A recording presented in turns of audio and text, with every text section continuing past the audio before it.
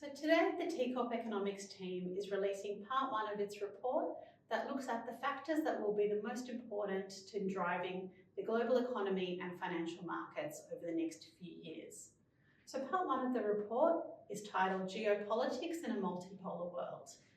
And the overarching idea is that geopolitics is going to be a more important driver of government policy and investment decisions going forward than it has been in the past few decades. And we have three takeaways from this report.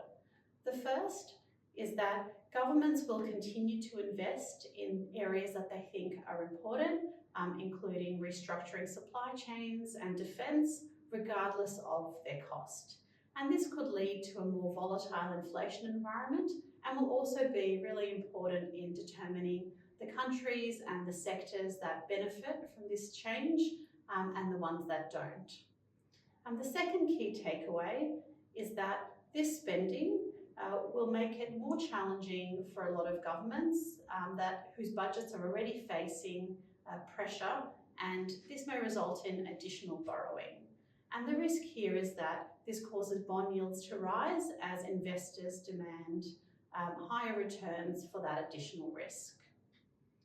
And the third takeaway is that these changes could also impact the demand for the US dollar and the US equity market if the US economy does become more closed and inward-looking and more self-reliant.